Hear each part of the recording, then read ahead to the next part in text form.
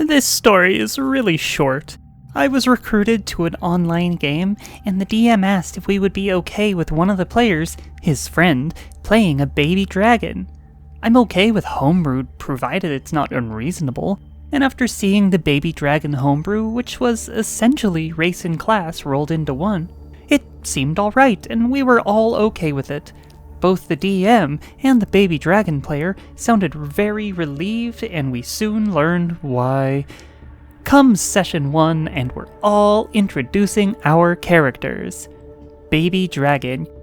Kyu kyu kya kya, new friends too. I left immediately.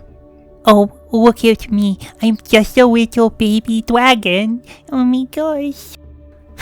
Wait, no, it's Joey Wheeler. Baby dragon! I cannot do a very good Brooklyn accent, I apologize. Greetings, brave adventurers! My name is FoxyBard, and I'm back!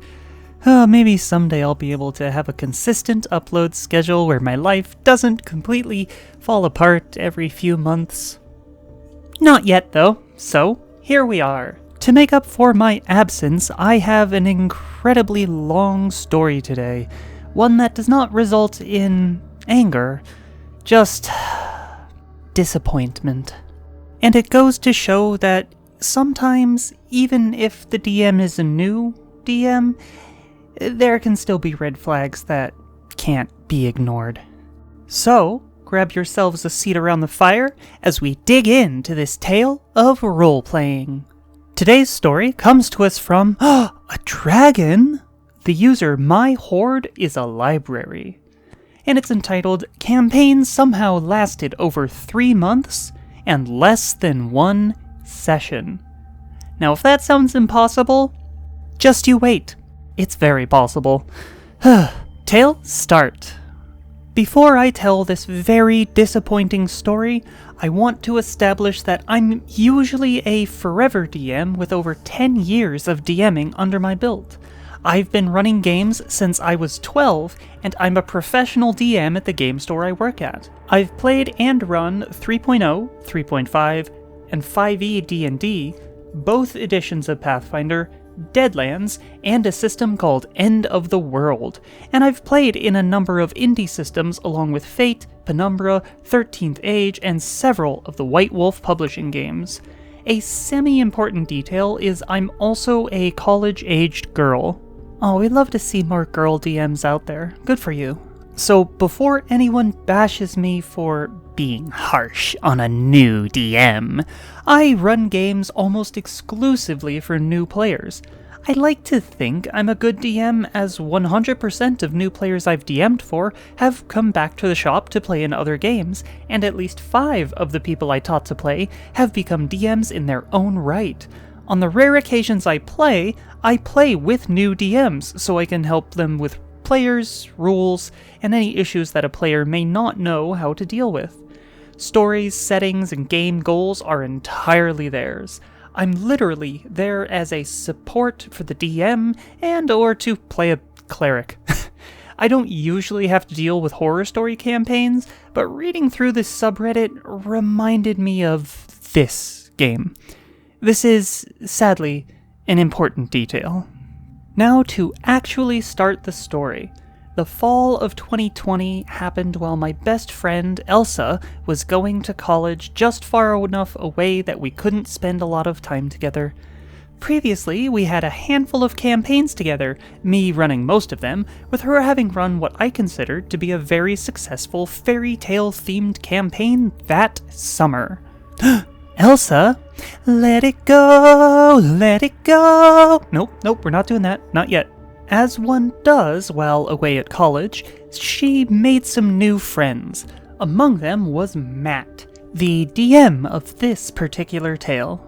Matt is one strong bit of evidence for my theory that DMs tend to run the video or computer games they like to play. But more on that later. No, actually, that's pretty true. I don't think there's a DM out there who has run a wholly original campaign. Everybody borrows, or sometimes outright steals, inspiration from everywhere. Just things they like. I know I do it. I know all my friends do it too. I only met Matt because of Elsa, when she introduced us because we both liked D&D. A little bit flimsy of a reason, but the school they were going to didn't seem to have a strong D&D presence, so it was as good a reason as any. Now, this story has several mistakes on my part and a number of red flags on Matt's part. This was, in retrospect, red flag 1. When Elsa introduced us, it was while Matt was streaming a game over Discord. Now, to be clear, I have nothing against video games, streaming, or anything like that. The red flag was that he was playing some Russian stealth game, one that was absolutely the type of game I hate playing. One, it was all about PvP. I really dislike PvP for several reasons, mostly that when you boil down to it, I feel like it just makes people angry at each other. 2. The game was a slightly more advanced pay-to-play type game where you could, in theory, get all the different guns and stuff over time if you have the time and dedication, but it was easier to drop $10 on a loot crate style thing and then run around and shoot people with a level 50 gun while you were level 2. And 3, when you died, you'd lose all your stuff in the game. Now, this is a good game mechanic in certain systems, but in the pay-to-play game that it was in, it just came across as a desperate money grab, or at least it did to me. Yeah, I actually looked up the game. I had it confirmed in some of the comments. It's called, I think, Fall of Tarkov? Is that what it's called? Yeah, Escape from Tarkov. And apparently the game's existence is itself a red flag, according to some commenters. I don't know for sure. Haven't played it. It also doesn't really look like a game I'd like. So, overall, this was absolutely not my kind of game. But I enjoy watching other people play games, especially when I can ask questions and figure out why they like them. This is where the second red flag came in. Matt mostly liked this game because it was all about the guns and ammo and how realistic they were. He really came across as a gun nut, which, nothing against gun nuts, as long as no one gets hurt. Everyone's allowed their hobbies and special interests. I interact with Matt like that a couple more times, Elsa and I talking to him while he plays this game, or another that was similar enough I couldn't tell the difference without him plainly stating it. Honestly, this guy sounds kinda boring. Just in general, what does Elsa see in him? Elsa mentioned to me that Matt wanted to run a game, but was worried with COVID he wouldn't be able to get enough players on campus. Now comes the first mistake on my part. I agreed to play. I figured I'd agree to play, and, as I had found in the past on college campuses, as soon as he looked for a group, he'd be swarmed and I could drop out. No muss, no fuss. This was the beginning of red flag 3. It would take him almost 3 months for him to find 4 more players. 3 months just to get 4 players. Whew. Either this guy doesn't have any friends, likely, or he just never actually told them about it. So one day, while Elsa was in class, I asked him what kind of campaign I could be expecting. Matt explained he wanted to run a Deadlands-style game with 5e as the system. Just play Deadlands! That's why it exists! Oh, I love Deadlands. It's my mom's favorite system to run. I'm all for it. I also assumed this would mean we could only play human characters. I bounce a couple ideas off him while we're talking, including the character I would end up playing, a noble background ranger. I'm not sure if this was a mistake or not, but remember this happened while reading later. I used the pre-gen character stats for 5e when building a character. I assume that she means standard array here? Probably. Because I assumed we'd be playing soon. And when built right, rangers can be tanks or spellcasters. And, ranged damage, or melee damage, actually. The last ranger I played was melee damage. Anyway, I didn't play a cleric because I was informed Elsa wanted to play one. So, that week went by, and there wasn't really a session 0 because it was me, Elsa, and Matt. Then, the next week. And the week after. I hope you're all picking up on a trend here, because there's a trend here. We're a month in, and I'm a little bored, but I've got this character who, at this point, I only have a 3-sentence backstory blurb for, and a basic character sheet. So I sit down, and over that next week, I write out a whole 6-page backstory for her. Now she's got 4 named NPCs of different statuses, 3 different obvious plot hooks in her background, and 12 more subtle ones. And a couple of things that will make her more fun to RP. She's basically cut off from her family money, so she has to gamble for change, or plan with a Telegram service so the people will get paid. You could write a campaign with her background alone. It's exactly what I would want as a DM. Honestly, it sounds like a bit much, especially for a new DM. I don't think it's reasonable to expect them to be able to take advantage of all of that, or even half of that.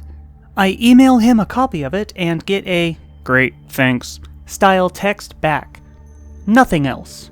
Alright, whatever, I would be grumpy too if I had to wait over a month to run a game. Another week goes by. I ask Elsa about her character, cause I know she had been wanting to make her character, but made it around then because she didn't want to forget her idea. This was another red flag. She tells me it's a tiefling cleric. This was surprising to me, because if you'll recall, according to my conversation with Matt, this was supposed to be a Deadlands game, but with 5e rules.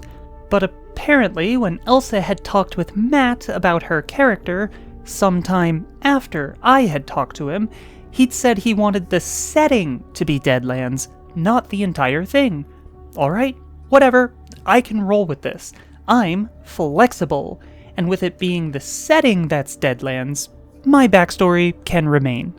Yet another week goes by, but now we have one more player! Not enough players for Matt, but I've waited this long, I can wait a little longer. Actually, one of the games I'm playing in right now only has 3 players in it, and it's been amazing and really fun. So 3 is not too few, though you should probably do that with a more experienced DM. I agree with you on this one. Elsa and I decide that, for the sake of party dynamics, our characters already know each other. I add a whole additional page to my backstory, going over how they met, my character's strife over her growing feelings for another woman, the historical horror, while also not knowing if her husband is dead or alive. This is also sent to Matt. No response over text this time, but when I mention it to him next time we virtually hang out, he mentions he liked it. Cool! Maybe my long, thought-out backstory might actually be part of the campaign. Probably not. More time, Elsa writes her backstory. A couple of other people I know who aren't on campus join the game. This was another mistake on my part. I can't stand Brett, one of the guys who joined, but again, I was only there to fill out the party numbers. Brett will be semi-important later. Actually, Brett barely matters, you can forget about Brett, it's fine. We're about 2 months in. We finally have 6 people who want to play. Now we have what could be called a Session 0, except one of the others couldn't make it. No one says anything about the game. They're talking about some other video game they all play. Whatever. This is pretty normal meeting new people behavior, which will hopefully help the game run right when we actually get around to playing. The next week, no game. Stuff happened. Everyone was busy. It happens. Week after that, I think this was supposed to be the actual Session 0, but one of the guys didn't show, so we just talked instead of figuring out party dynamics. But it sounded like the people who showed knew what they wanted to play, and I'm counting that as a win. The next week, no game. Matt had a huge freakout over not everyone sending in backstories and refused to run anything. Another major red flag. Keep in mind, they haven't even had Session 0 yet, let alone Session 1. In retrospect, I think he hadn't prepared anything for the campaign at this point, and instead of admitting that, he pushed the fault onto the players. One of the guys literally didn't have time to write a backstory. His only 2 free hours a week were literally being spent trying to be a part of this game. He was given a pass eventually. I don't remember this guy's name, sadly. You know, I'm in a Shakespearean mood tonight. What if we call him Prospero? A hell of a build-up for the game to have not even started, right? So, finally, D-Day has arrived. We're going to play come hell or high water. Everyone's showed, everyone's backgrounds and character sheets are in. Matt has no excuse not to run the game. Now, I would later learn that everyone was told different things regarding character building and setting.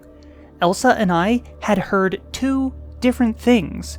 2 of the guys had heard high or low fantasy and had built a rogue and fighter, respectively. Brett had heard something else, and Prospero had heard it was going to be a blood magic super dark campaign. Sadly, Prospero was closest. Now this part was my mistake, and I feel bad.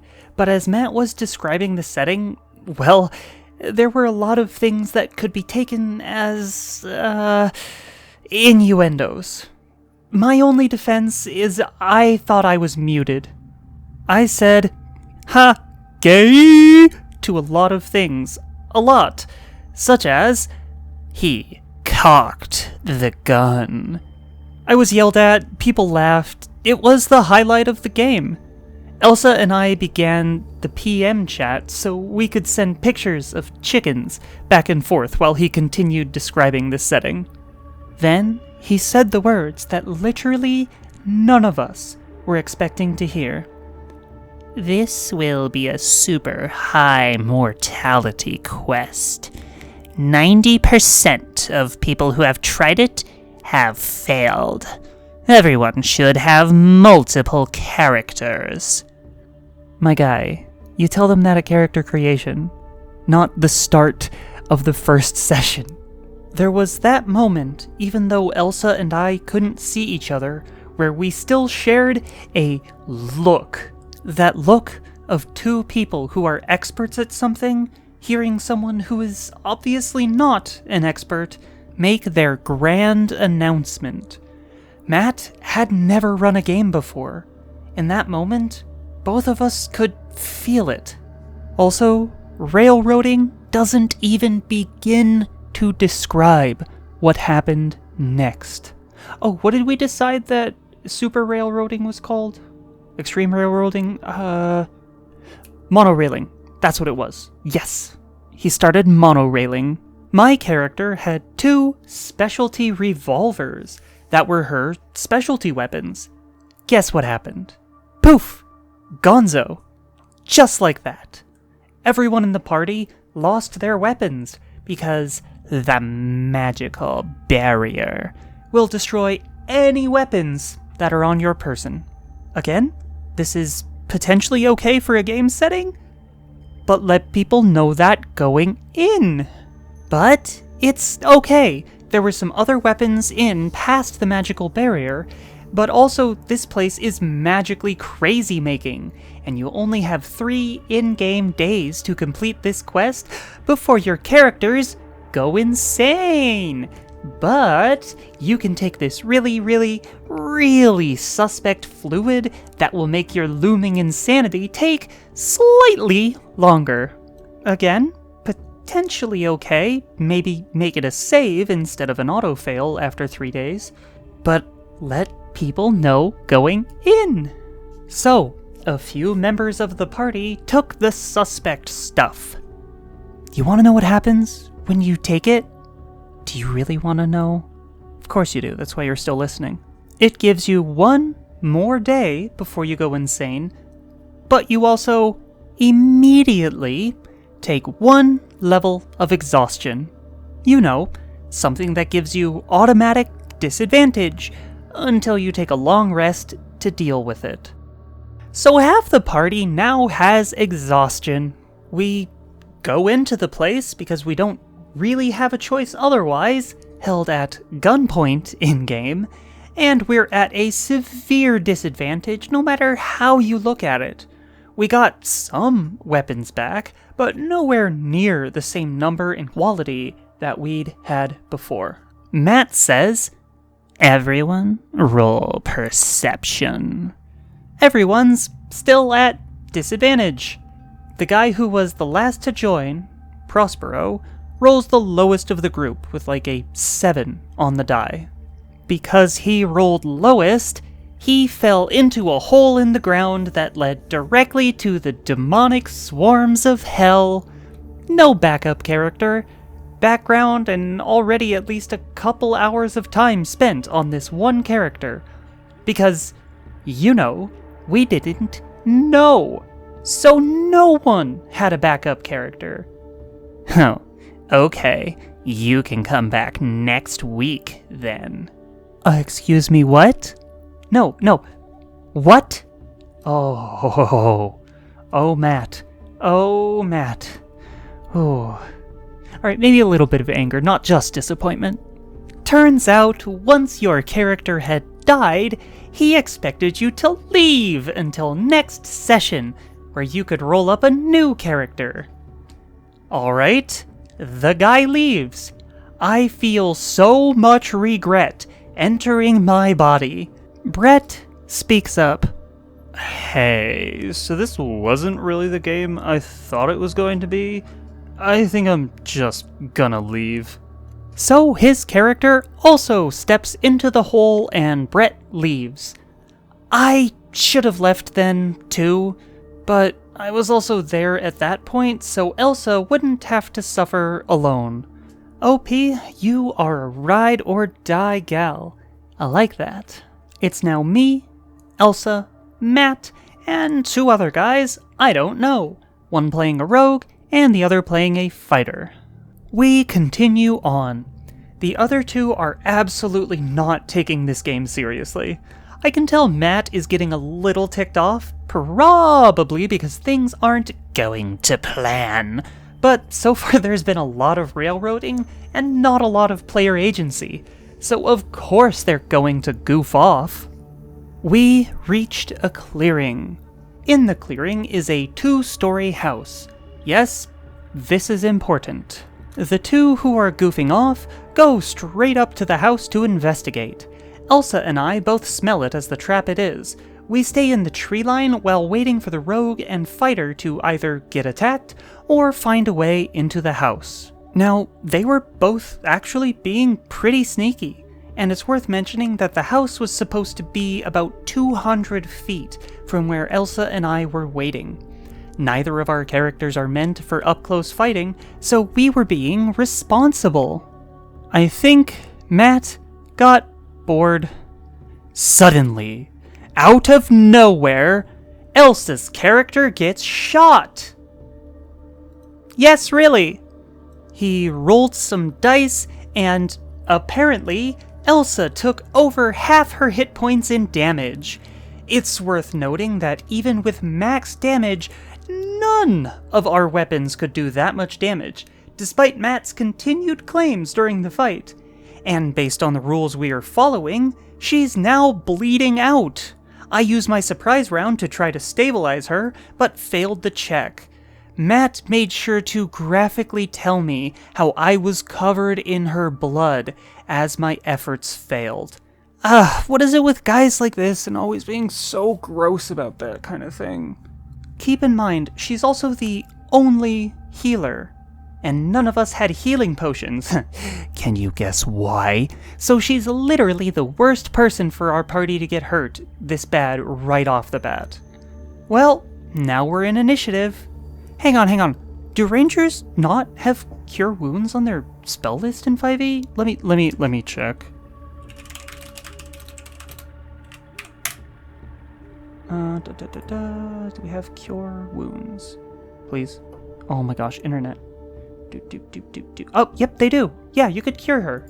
He immediately got pissy when Elsa and I and the other remaining players were pissy she was the one he shot at. Also, weren't they 200 feet away, like, hiding in the tree line? We are all trying to hit this guy, but of course, none of us have spells that are useful for killing an enemy in a second-story building. Also, you're the only one who has any spells right now. That's a fighter and a rogue and a bleeding-out cleric. We have guns! We could shoot him! We just need to make a perception check to spot him. But you want to know what rule our mighty DM used? All perception checks require a full round action. And here we come to another big issue with 5e. They don't define how long it takes to do things. Like, this should be a standard, or just an action. It's 5e, just an action. Not a full round. You're looking for something. You're not spending your whole time doing nothing else and just staring in a... This is a rant for another time. So the guy was running from one window to the other, and because it was a full round action to look for him, we couldn't shoot. So you just weren't supposed to be able to win this encounter. Now, here comes an important part. I'm a ranger. I have 2 spells. By sheer luck, one of the 2 spells I chose was Zephyr Strike. So I have an extra action and some movement, just enough that if I full round run on my first turn, and use the spell on my second turn, and look for the guy on my third, I can shoot him on my third turn. So apparently this isn't how Zephyr Strike actually works, but like, this encounter is nonsense. Go for it. Do whatever you gotta do. During the second round, the very squishy rogue is also hit and bleeding out, having lost over 3/4 of their hit points. Matt had graphically described how Rogue was literally eviscerated and had guts hanging out of him. Both Fighter and I have been fired at, but miraculously missed. How many attacks per round did this enemy have? Cause it's, what, this is the second round? And he's somehow shot all 4 of them? No. I do my 3 turns, just hoping I can actually hit the guy, because at this point, I'm literally the only person who has a chance. And what does Matt say? Perception is a full round action. You can't shoot him. Using my best, you're an idiot, and I'm hoping that spelling it out slowly will help you understand, voice, I tell him. So, you're telling me that there's literally no way for any of us to kill, no, even do damage to this guy who is doing enough damage with 1 shot to effectively take down each of our party members. I could hear the tick, tick, tick, ding, as he realized that's exactly how he had the encounter set up, and he finally mutters, "Well, I mean, you guys have the same weapons, so really you're doing the same amount of damage, but I guess you can hit him because of your spell." Same amount of damage in the 0 out of 0 times we've actually gotten a shot off at him, but in the 2 out of 4 times he's aimed at us. Sure, Jan. I shoot. Nat 20! Manage max damage. The guy is dead. Yay. Fighter and I managed to stabilize Elsa and Rogue.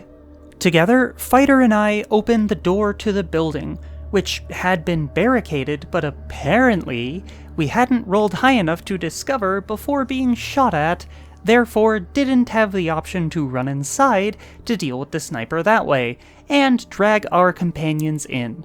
We ended the session there because now it's been like 3 hours, and admittedly I'm kind of sick of Matt at this point, and need to talk to Elsa about the likelihood of continuing the game. The two other guys leave. I offhandedly ask Matt what the sniper had been firing because I was curious as to the exact weapon, as he'd fired over 200 feet away, apparently without disadvantage, and as a ranger, that might be a useful weapon to have. We were firing pistols that did a 1d6. The sniper was firing a rifle that did 2d8. Matt, that's not even close to the same weapon. Weirdly enough, we were all busy the following week. And the week after. Oh, and the week after that. Sorry, Matt. Oh, poor baby. Elsa and I had planned our characters' dramatic deaths in each other's arms. As there was no second session, we never got that. Anyway, the solo novel of my character and Elsa's comes out just in time for Christmas because, damn it, I need some closure for this character. TLDR, if it takes over a month for a DM to set up a game when they already have 2 players, run. Alternate TLDR, even true love can't save you from a terrible D&D experience. Tail end. That was way too long. OP, I appreciate the long story, but I don't know if half of that was entirely necessary. Then again, it really did a good job of simulating the agony that it must have been waiting for that game to ever actually happen. And especially when it ended like that. Oh man. Okay, Matt. Buddy. My guy. My dude. My pal. I know you're a new DM. I know. I get it. I had some difficulties too when I was first starting out. Heck, I stole some of my first plots almost wholesale from books or movies or games I liked. It happens. We all do that. What I didn't steal were mechanics.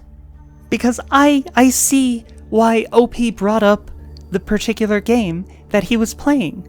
He ran this D&D game like it was that game, rather than playing D&D or even Deadlands. Like, this was a bad game even if it was trying to be Deadlands.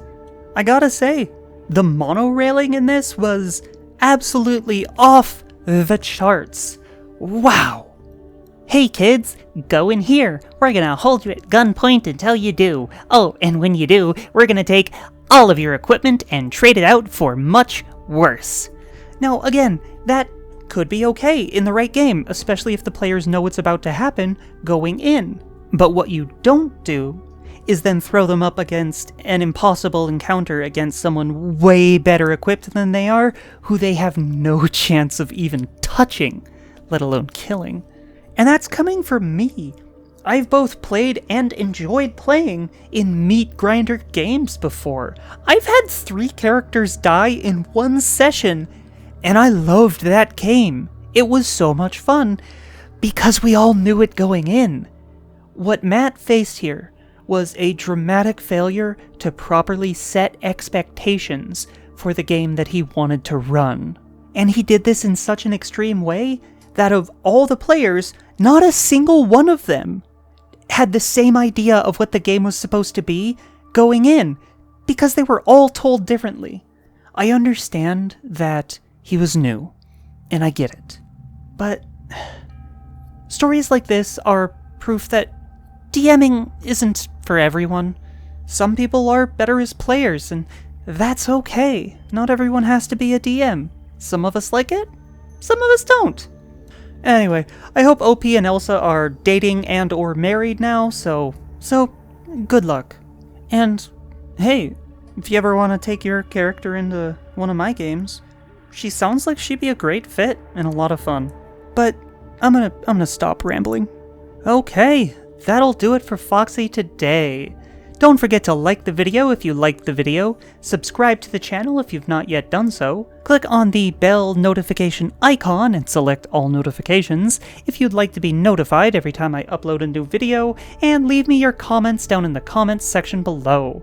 You can also find me on Twitter at ThatFoxyBard, and you can join the FoxyBard Discord at discord.gg/FoxyBard. I also preemptively set up a FoxyBard subreddit if you wanted to join it. It's not super active yet, don't imagine it will be for a while, but it's there, r/FoxyBard.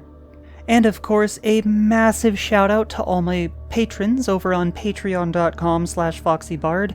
I love and appreciate you guys so much, especially when I'm going through these periods of crazy upheaval in my life. You help me stay a little more stable and be able to come back and keep doing this. So thank you so much. If you would like to join this list of names scrolling by the screen right now, you can go to patreon.com/FoxyBard and sign up for as little as $3 a month. Wow, I have no idea how long this video is going to be. Probably just way too long. If you made it to the end here, congratulations. Post down in the comments, "I made it to the end, Miss Foxy," and you'll get a special heart from me or something like that. Now I need to take a Milani-blessed nap. So let's douse the fire and get back to our own adventures.